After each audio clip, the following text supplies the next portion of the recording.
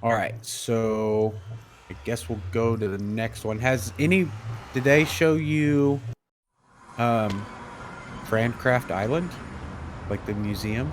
Well, it's a mushroom island where we have a bunch of very rare things for Minecraft, like things that are unobtainable in later versions.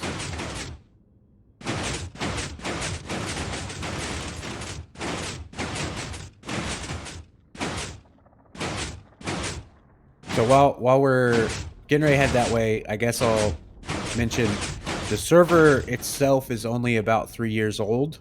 In November, it'll be 3 years old. By the way, these sponges in the roof are technically wet sponge, um, but some gas have blown some out, so we're probably going to take those away at some point. Because now, when you put sponges in, they will automatically dry. There's no way to get a wet sponge in the Nether anymore. We did that right before they took that away.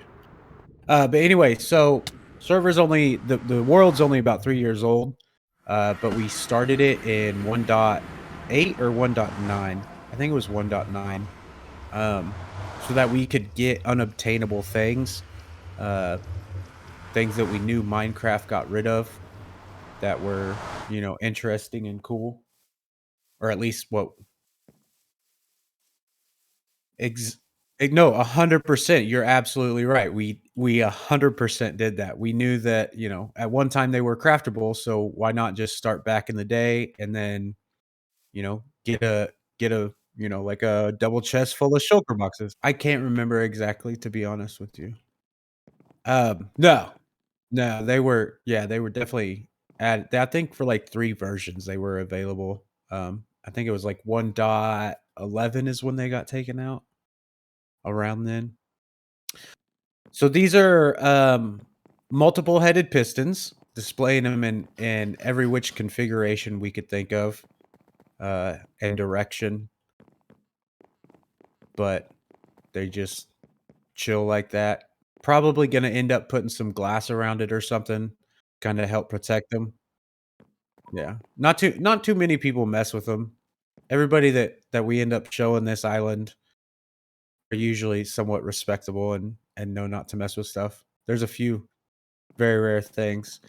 This is something that's been in the game since Seaweed came out, and they still haven't changed it. So you can actually create this yourself in a current 1.19 world. You just make 2 high water. So so what we did was we made a box, a 2x2 box, 2 high, filled it full of water, then bone mealed the bottom to get seaweed, and then made them all 2 high, and then just took the box out. It's a glitch that showed up whenever the aquatic update came out, and it hasn't changed for whatever reason. It's something they've known about. Usually when there's glitches and stuff like that, they're pretty quick to change them. But some of these are rare items. Well, I mean, we've got every disc on display.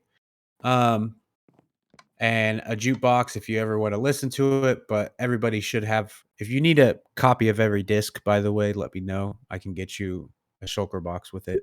We probably have them. Uh, this right here is an armor stand with a shield on it, which is no longer possible.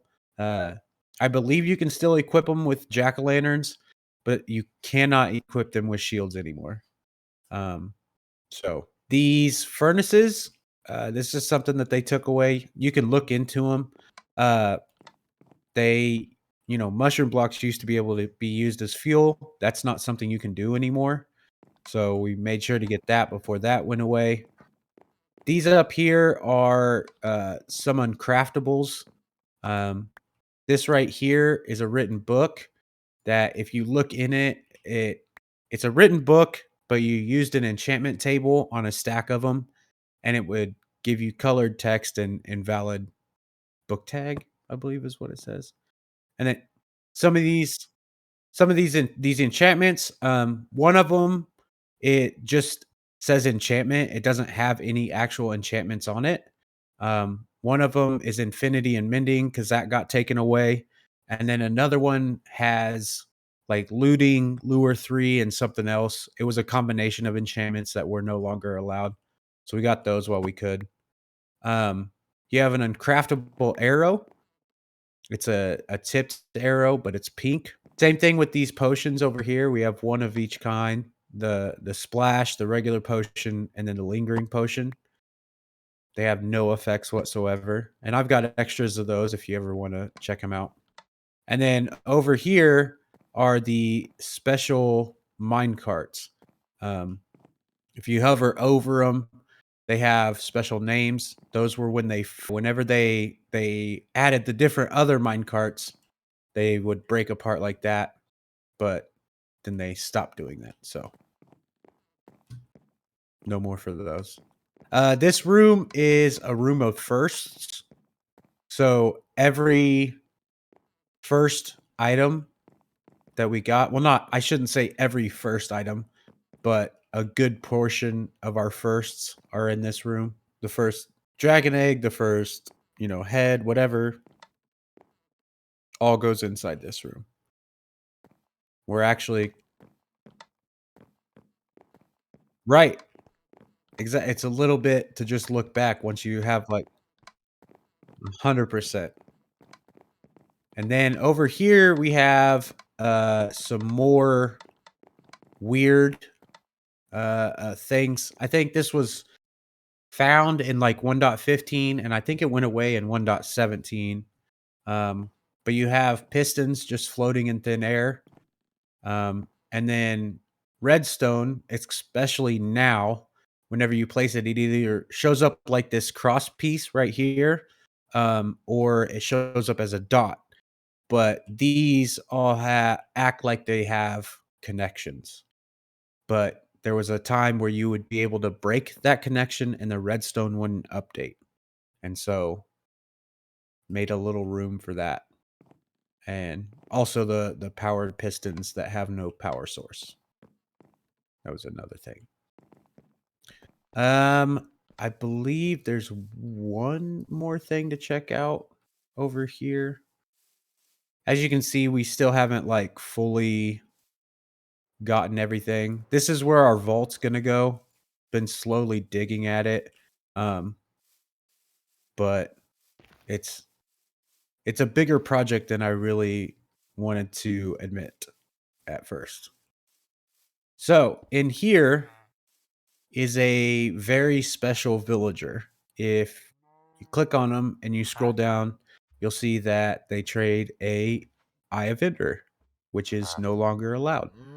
That left in 1.10, I believe, is when the clerics changed.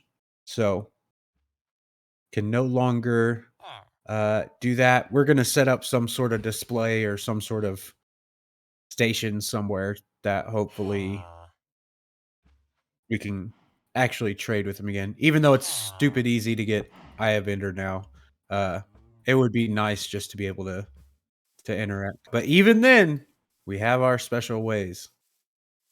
We just try not to share them with too many people. All right, so that's pretty much it really for the Museum Island. It's another massive project that we're like, yeah, this would be cool, and then either nobody has time or get bored of it. You want to cover everything in grass, make it look pretty, and then you got to terraform it. Right. Yeah, basically until there's something to add, we're just like,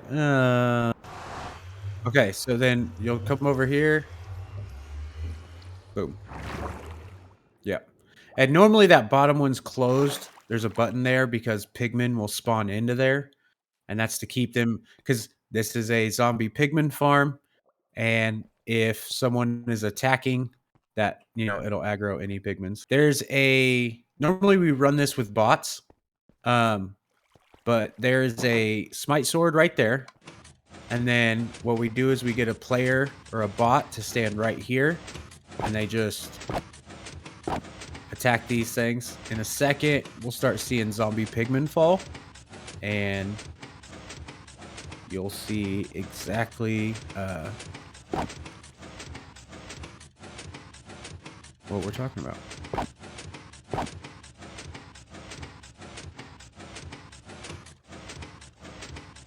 Maybe. Unless it's... Oh, okay. We have the oh shit. We have the freaking mob switches on. So they're not gonna spawn.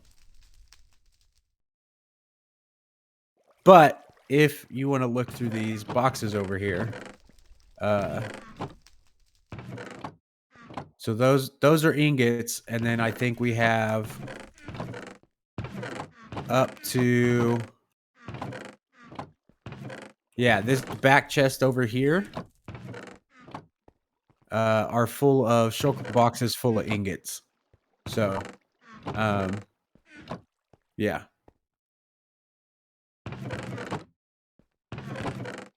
Oh no, they're full. 100% full. Oh, you're saying the chests? Yeah, it's up to this one over here behind this hopper. I wonder what happened. We had some vines there to catch. I don't know what happened. We have a crafting system over here. It's manual, but you know, is what it is. You take the nuggets, craft them into ingots, put them in this box. They come out in this barrel, and then we switch over and put the ingots over here to craft them into gold blocks. But right up above the redstone. So you'll take out a whole shulker box at one time. Your inventory is almost completely empty. Craft it into ingots. And you can do 3 shulker boxes at one time. And then that'll be a whole line of, you know, ingots or whatever. You know what I mean? And so then do that 3 times, and you drop off the shulker box of ingots. And then rinse and repeat for the other one as well. But this is our gold farm. Sorry, couldn't get it running. I mean, it works. We just have the mob switch on, and I forgot to turn it off. But that just shows how great our mob switch is. It's a trading hall as well as a breeder, and then we also have a melon and pumpkin farm there. And at some point, we'll be adding a auto wheat, carrot, and potato farm. It might get pretty intense here. We have quite a few villagers. So that just goes underneath the building. There's not really a whole lot under there.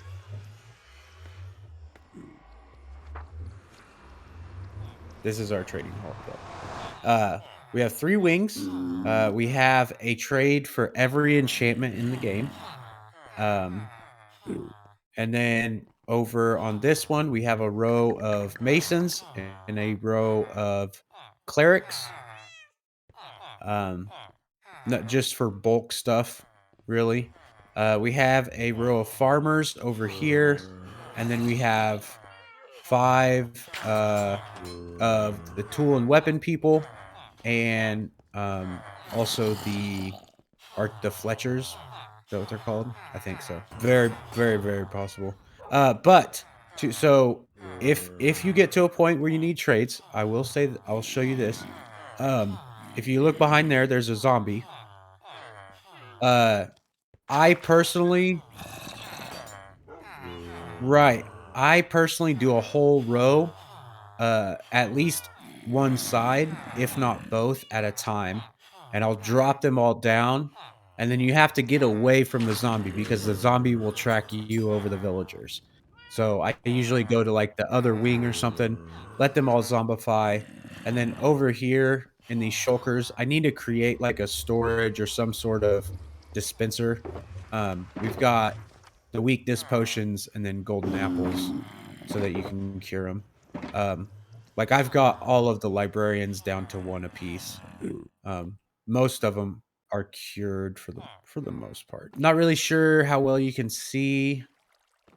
But we have villagers inside there, and it's a carrot farm. Carrots are definitely the best thing to use. Here, let me see. I can place a block right here. That'll help. We'll jump up here. So carrots are definitely the best thing to use, because with wheat, you have seeds, and they will craft the wheat into bread. So you have 3 items, and then with potatoes, you have normal potatoes and poisonous potatoes, which are 2 different items.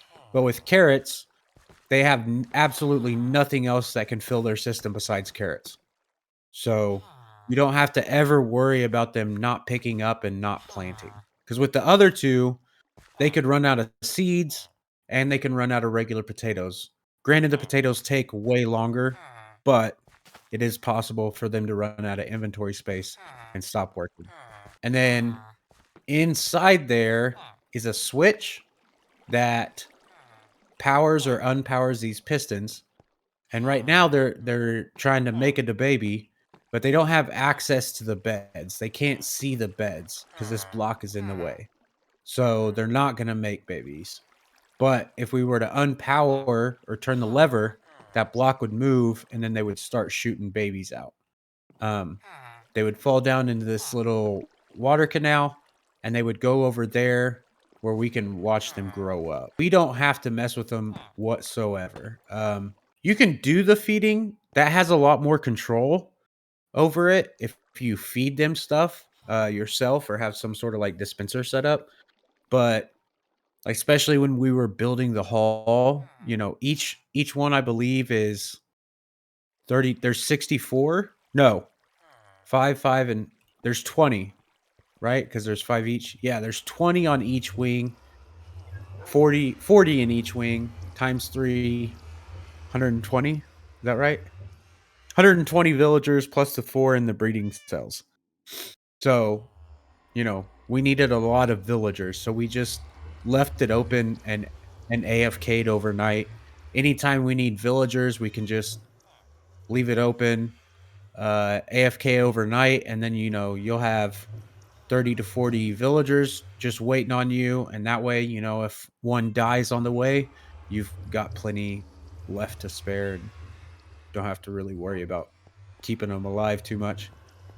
Here's a one of the many groups of pets. Nothing too crazy here, just something to power to get free emeralds. We've got a lot of other farms that can get us, emeralds. We've got sugarcane farm and stuff.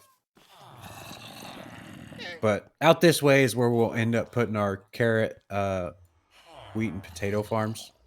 There's really tiny, efficient, villager-powered farms that we're gonna end up putting out that way.